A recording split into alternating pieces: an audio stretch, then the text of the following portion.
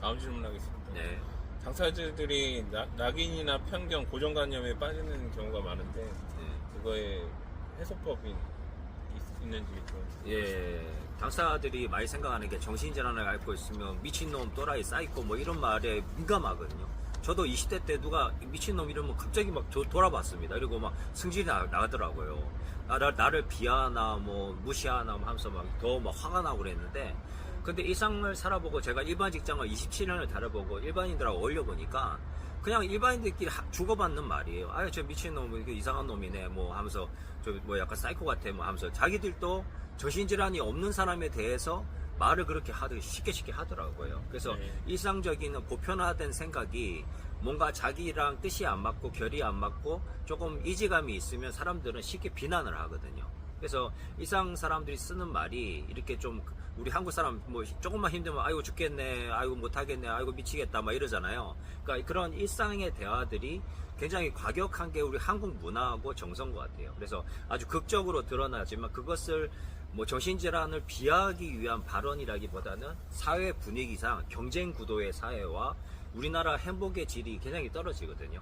우리나라 OECD에서 거의 하위권인데, 그런 걸 볼 때 여러 가지 사회 구조적으로 경쟁 사회이기 때문에 그런 표현력이 과격하다. 그래서 그런 거를 감안해서 정신질환의 편견에 대해서 자기 내면에 있는 편견부터 깨서야 됩니다. 저는 20대 때 제 안에 내면에 있는 정신질환자면 할 수 없는 것들이 운동을 못한다, 그 다음에 운전을 못한다, 연애를 못한다, 결혼을 못한다, 뭐 공부를 못한다, 이런 거를 다 깨보면서 10년을 살았습니다. 저는 편견 해소를 해봤고, 내 안에 편견을 깨니까 그 다음에 세상과 연결돼서 일반 직장을 들어가서 또 일도 잘하고 또 치료진으로 또 일을 하면서 자리매김을 하면서 건강하고 또 직원들하고 잘 어울리면서 살았거든요. 또 일반 사회에서도 댄스 동호회에서도 사회자도 보고 활동을 많이 하게 되는데, 중요한 거는 자기 안에 편견을 깨고 사회에 대한 인식 개선의 부분에 대해서는 또 운동도 해야 됩니다. 저도 안인들 사건에 문제가 있었을 때 2019년도 정신질환자들을 범죄 취급하지 마십시오, SBS, KBS 다 나와서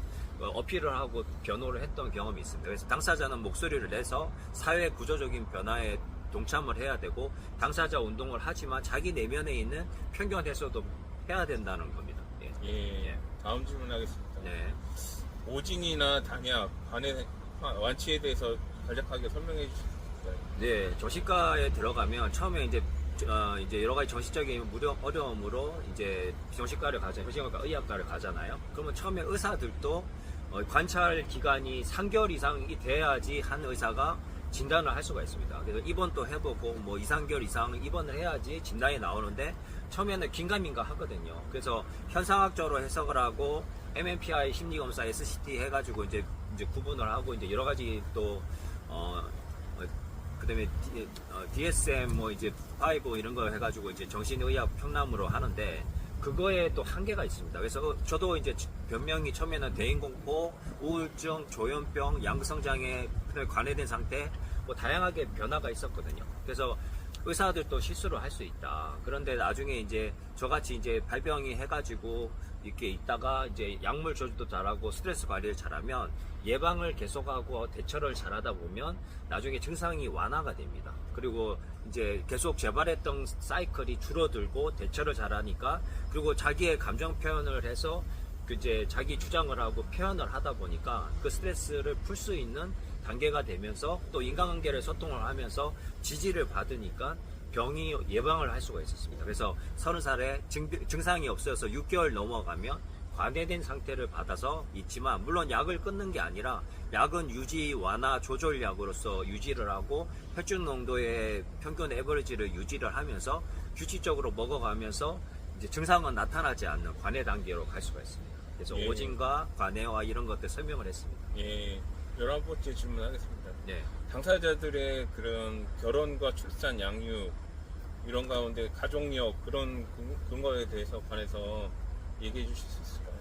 예, 이거는 이제 얼마 전에 권주수 교수님의 심지의 강의도 있었고, 저도 이제 많은 내담자를 결혼하거나 결혼을 앞둔 내담자를 상담을 했고, 제 주변에도 결혼한 사람이 있는데, 유전자 경향성이 높습니다. 그래서 당사자끼리 결혼을 하면 자녀의 유병률이 한 30-40% 많으면 50%까지 올라갑니다. 그래서 걸릴 확률이 높고 유전자 경향성이 있고 뇌 구조적이거나 기능적인 면이 닮아 있기 때문에 2세를 갖는 데는 어려움이 있습니다. 그렇다고 해서 뭐 이제 결혼을 하지 말라는 것이 아니라 결혼을 하되 자녀를 낳지 않고 살아가는 당사자가 많고, 만약에 둘 중에 한 명이 당사자면 그래도 잘 양육을 잘하고 이렇게 하면 자녀를 낳아서 살아갈 수 있는 방법도 있습니다. 그래서 제 내담자 중에서 당사자고 남편은 이제 일반인이 비당사자고, 그렇게 결혼을 해서 출산을 성공해서 자녀를 키우는 사람도 있고, 제가 아는 형도 결혼을 해서 아이를 셋을 낳아서 잘 키우고 있고, 물론 유전적 경향성은 있어서 또 질병에 노출되는 경우도 있지만 그렇지 않는 경우도 있기 때문에 결혼에 대해서는 좀 걱정이 되고 불안하면 딩크족 같이 부부로 살 수도 있고, 아니면 이렇게 오손도손 이렇게 살아갈 수 있는 방법이 있거나, 아니면 자녀의 출산에 대해서는 양육 태도를 좋게 해서 긍정적으로 칭찬을 하면서 적절하게 이제 양육을 하는 방법들을 배워가면서 소통을 하면서 자녀의 지지자가 되어줄 때 예방을 대처할 수 있는 방법도 있습니다. 예. 다음 질문하겠습니다. 네. 당사자들의 아픔과 상처가 많은데 그런 기억과 트라우마에 대한 치유법이나 해소법이 있다면 좀 말씀해 주시겠어요? 아까 1번 질문하고 거의 비슷한 건데요. 그러니까 당사자들은 아픔이 많아서 꼭 걸린다기보다는 기질적인 취약성은 있습니다. 만약에 10대 때 발병하면 기질적 취약성이 높아서 가족력이 있는 거고요. 20, 30대 늦게 발병하면 환경적인 요인이 좀 더 많은 거거든요. 저는 10대 때 이제 기질적 요인이 있었고, 5살 때부터 엄마의 영혼이 바뀌었다, 귀신을 본다, 뭐 갑자기 뭐 이상한 생각이 든다, 뭐 우울감을 느낀다, 이런 게 이제 어릴 때부터 있었는데, 사람마다 케바케고 이런 아픔과 트라우마 때문에 정신병이 오는 경우도 있습니다. 정신과에 특히 여성 환자들의 30-40%는 성적인 트라우마 때문에 정신질환이 옵니다. 제가 병원에 일할 때도 여성 환자들 중에는 여러 가지 성적인 그 트라우마들이 많았었고요. 남자들 같은 경우에는 폭력에 노출되는 경우가 있습니다. 학교 폭력이라든지 뭐 패싸움하거나 깡패, 은따, 왕따, 공통적으로 왕따, 응따가 있고요. 그 다음에 군대에서 구타당한 경우도 많고, 그 다음에 그 태움을 당하거나 이제 갈굼을 당해서 스트레스가 오는데, 그게 복합적인 뇌기능 장애이기 때문에 다양성으로 해야 되고, 심리적인 부분은 지지를 받고 회복을 하는 과정은 상담 치료도 받을 수 있고, 여러 가지 가주지역사회 단체나 활동들을 통해서 소통의 통로를 넓고, 만약에 성폭행 피해자면 그런 기관에 가서 집단 치료를 한다거나 다양한 그런 인프라도 있고요. 그리고 남자도 그런 아픔을 얘기하고 당사자들이나 동료 지원가시잖아요. 동료 지원가나 또 상담사를 통해서 이런 소통을 해서 마음을 공감하고 열어갈 수 있다고 봅니다. 예. 또 다른 질문 하겠습니다.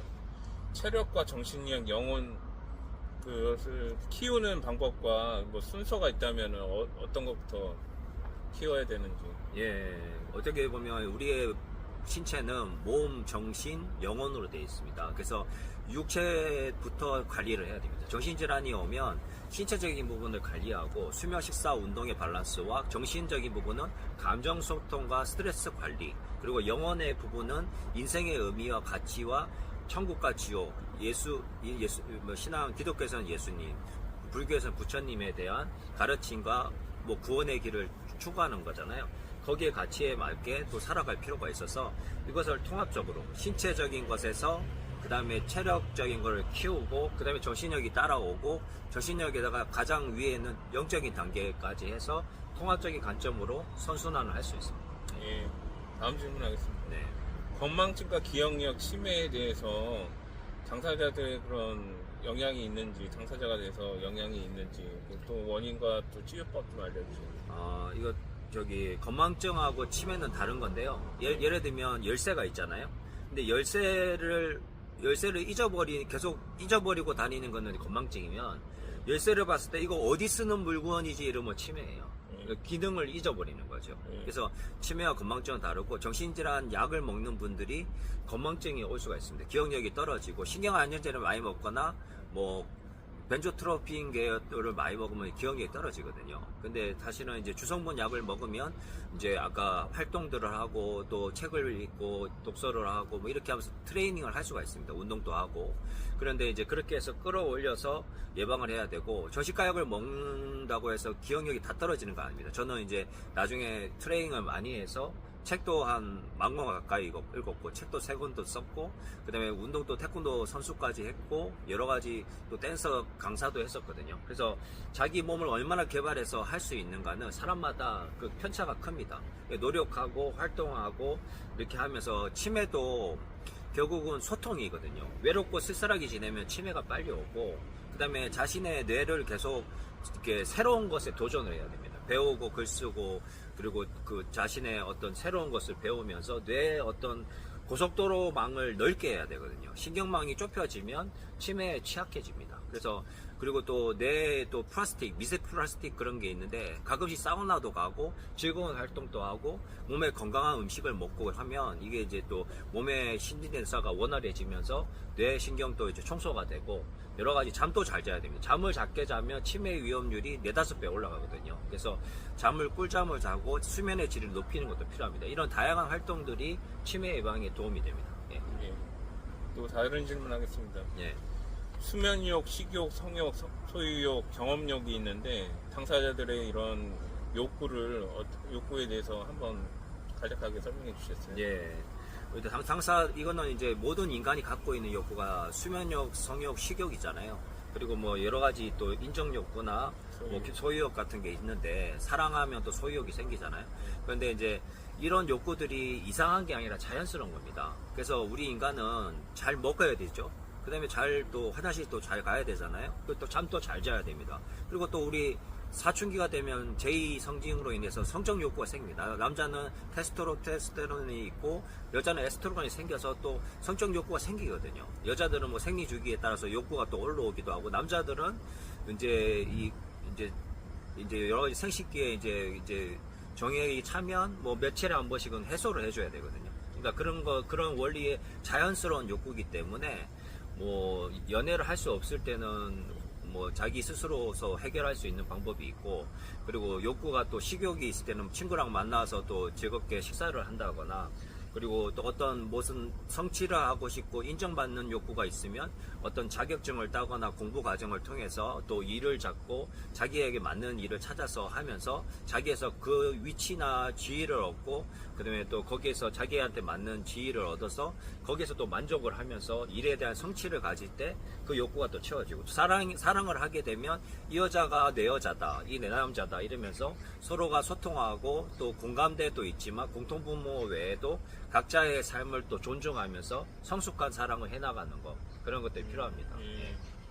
다음 질문하겠습니다. 피해의식, 자격지심, 애정결핍, 사회부적응, 성격장애, 발달장애 그런 원인과 치유법이 있다면 이게 세트인지 한번 말씀해 주시겠어요? 예, 뭐 다양한 분야다 보니까 워낙 크다 보니까요. 예. 사실 피해의식은 우리가 갖고 있는 열등감하고 관련이 되고요. 그리고 이제 남들하고 비교하는 습관, 남들이 나를 어떻게 생각할까, 싫어하면 어떻게 할까, 좋아하지 않으면 어떻게 할까, 나를 배제하거나 버리면 어떻게 할까, 그런 데서 많이 예민하고요. 그러니까 그렇게 열등감에 대한 극복은 비교를 하지 않고 자기를 자중자애, 사랑하고 자기를 좋아하는 습관을 하는 거고, 애정결핍은 여러 가지 원인이 있습니다. 어렸을 때 부모님이 너무 바빠서 나를 잘 보살펴주지 않고 혼자 있는 시간이 많거나, 또 기질적으로 감정이 예민한 아이들, HSP 같이 초민감자도 있거든요. 그래서 그런 애들이 더 크게 결핍을 느끼기도 합니다. 그래서 애정 과잉이나 애정 결핍이 비슷하고, 그런 경우에는 이렇게 성취나 욕구나, 그리고 사랑받는 느낌, 그리고 부모가 자녀를 이렇게 잘 허깅도 하고 안아주고 칭찬도 해주고, 그런 부분이 필요하고, 성격군의 사람들은 인구 대비 30%가 있습니다. 20-30%. 그리고 정신질환은 20-30%의 또 비중이 있고, 나머지 60%는 뭐 비당사자의 일반적인 삶을 살아가는 게 정신과 의사들이 얘기하는 부분인데, 우리 인간은 어떻게 보면 성격장애군도 만약에 이 혼란한 사회나 어떤 어려운 사회에서는 두각을 나타내는 사람인데, 일상사회에서는 자기 성찰이 안 되고 남을 좀 힘들게 하는 사람이거든요. 그러니까 나쁘게 말하면 반동 성격이 가지고 좀 그런 있지만 어떤 시대의 영웅이 될 수도 있는 그런 여러 가지 양면성이 있습니다. 그래서 성격 장애군을 사람들 중에는 CEO나 어떤 오너들이 꽤 많고 뭐 여러 가지 잘 나가고 성공한 사람들이 많거든요. 왜냐면 그까지 올라가기까지 사람들을 이기고 경쟁하고 밟고 올라가서 어떤 양심이 둔감한 상태를 가진 사람들이거든요. 그래서 그 사람들을 다 나쁜 사람으로 보면 안 되고 그 사람들도 어떤 자기의 사회적인 어떤 기능은 좋을 수가 있습니다. 그래서 이런 사람들하고도 잘 어울릴 수 있도록 해야 되고, 그 다음에 사회 부적응을 가진 정신질환이라는 건 대인관계 장애인데 그런 걸로 인해서 힘들어하는 또 부류가 있습니다. 그 사람들은 사회 기능이라든지 인간 소통이라든지 자기의 마음을 내면을 다지기를 통해서 자기 자신을 사랑하면서 다져나가고 인간관계를 원활하게 하는 방법이 필요합니다. 발달장애는 이제 뭐 약간 기질적인 요인이 큰데 그런 부분은 또 다른 부분이고, 그래서 이렇게 다양한 부분의 사람들이 어울려서 서로 교류하고 함께 살고 당사자와 비당사자, 장애인과 비장애인이 어울려 사는 세상이라는 거죠. 그래서 함께 더불어 살아가는 것이 아름다운 세상이라고 봅니다. 예. 또 다른 질문 하겠습니다. 네. 당사자들이 비만이 많은데 네. 비만 얘기하면 복부 비만, 뭐 당뇨병, 고지혈증, 고혈압도 같이 유발되고 그런 원인이 있는데 원인과 치유법이 있다는 좀 간략하게 말씀해주세요. 당사자들이 병원 입원을 들락날락 할 때마다 뭐 한 두세 달씩 입원하면 10kg씩 찝니다. 그리고 한 3-4번 입원하면 뭐 남자들은 100kg가 금방 되고 여자들은 70-80kg가 되거든요. 그래서 어떻게 보면 저시가 약이 식욕 중추를 땡기게 해서 식욕을 돋구거나 또 이렇게 갇힌 공간에서 계속 이제 먹고 자고 하니까 몸이 찝니다. 그러면 이제 정신질환으로 인한 고통도 당하지만 대사증후군이나 고혈압, 당뇨로 인해서 몸이 나빠지고 힘들어지는 경험을 하게 되거든요. 그래서 정신질환 당사자들의 한 3분의 1에서 2 정도는 진짜 비만인 친구들이 많거든요. 그래서 사실은 이제 정신질환 관리 플러스 대사증후군 관리를 해서 고혈압, 당뇨로 안 넘어가게 관리를 해야 되고, 넘어갔으면 식사 조절과 운동 조절과 규칙적인 생활을 해가지고 체중 관리를 해줘야 됩니다. 그걸 하지 않으면 뭐 고지혈증 약 먹고 고혈압 약 먹고 당뇨 약 먹고 저시가 약 먹고 한 줌을 먹어야 되거든요. 그러면 몸에 간이라든지 신장이라든지 이런 게 또 나빠져서 나중에 더 큰 질병으로 유발할 수 있기 때문에 생명에도 단축되고 여러 가지 문제가 있을 수 있습니다. 그래서 이런 것을 예방하면서 같이 관리를 하고 신체 관리 플러스 뇌 관리 플러스 정신건강 관리를 함께 해야 된다고 봅니다. 예. 예. 다음 질문하겠습니다. 그 편집증과 상상과 망상, 사고 장애 그 차이나 원인, 또 치유법이 있다면? 예, 조현병에는 편집성 조현병도 있고 망상형 조현병도 있고, 사고장애가 이제 조현병이라고 보고, 조울증은 기분장애라고 보고, 조현정동장애는 사고 기분장애라고 볼 수 있는데, 어떻게 보면 조현병은 생각의 중독, 조울증은 기분의 중독입니다. 그래서 이제 여러 가지 이런 부분들이 나타난다는 거는 조현병에는 집착이 강하거나 망상이 많거나 자기 세계에 몰입을 하거나 회피성 성격이거나 다양한 부분이 있을 수 있고, 조울증에서도 자기 기분이 오르는 대로 가고 변덕 부리고 바로 취소하고 인간관계에 계속 손절하고 계속 갈등이 있고, 그리고 조금 깊어지다가 또 취소하고 또 연애를 하다가 말고 또 관계가 틀어지고 계속 이렇게 변덕스러운 그런 상황이 일어나는 게 조현 조울의 어떤 특징이기 때문에 자기 병관리를 꾸준히 알고 자기 자신을 이해하는 것이 필요하거든요. 그래서 내가 어떤 집착이나 어떤 인간관계에 집요함이 있다 그러면 거기에서 편안해지는 법을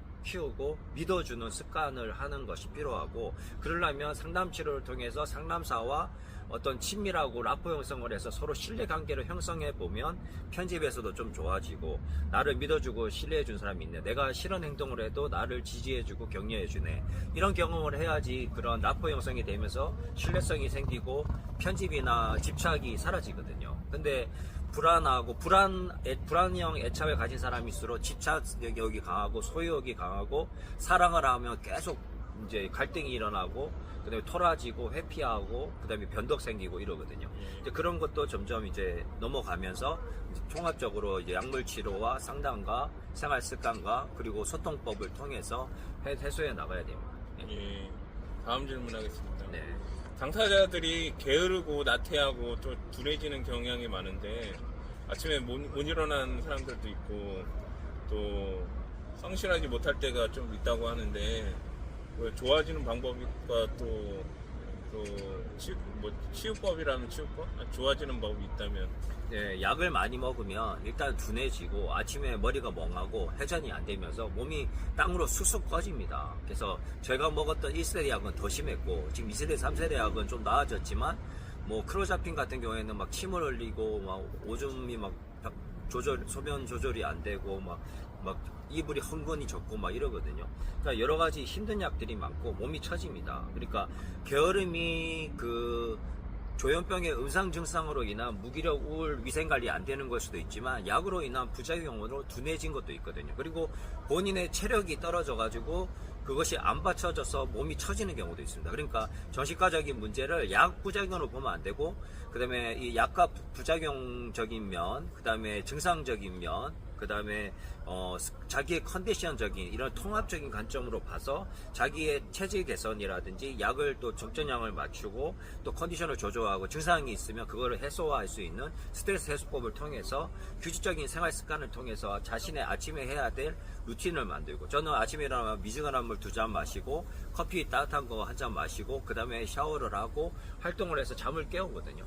그렇게 해서 아침에 루틴을 만들어서 활동하고 또 나갈 때를 만들어서 아침에 계속 나갑니다. 집에 있으면 사람이 처지고 제가 은퇴를 재작년에 해가지고 이제 프리랜서 상담 일을 하면서 강연님을 하기 때문에 아침에 할 일이 없으면 저도 막 늦잠 자거든요. 그래서 당사자들 막 집에만 있고 싶고 나가기도 싫고 막 처지고 하는 거 이해하거든요. 저도 경험을 해봤고 저도 당사자 때 뭐 6개월씩 막 침대에 붙어 있었던 적도 있거든요. 근데 그런 경험을 다 해보고 경험을 해보니까 일단은 나가서 활동할 수 있는 내가 그럴 힘이 없으면 상담이라도 해서 누워서 상담해도 됩니다. 그리고 당사자 동료 지원가들이 찾아가서 만나주고 친구해도 되고 저도 찾아가서 상담해 줄 수 있고 이런 여러 가지 그 루트를 통해서 소통과 창을 열어서 마음을 열고 몸을 열고 그 다음에 활동을 하면서 좋아질 수 있습니다. 네. 마지막으로 당사자들에게 회복과 힐링이 되는 또 응원의 한 말씀 해주신다면 무엇인지 좀. 네, 지금까지 뭐 30개 문항을 가지고 같이 대화를 나눴는데요. 당사자들이 가져야 할 것은 사람마다 다 건강 상태나 질병의 어떤 상황이 다릅니다. 그래서 자신의 병을 이해하고 공부하고 그 다음에 가족과의 소통이 어려운 경우는 독립을 빨리 하고 가족과 소통이 잘 되는 경우는 함께 소통을 하면서 함께하는 즐거움을 가질 필요가 있고요.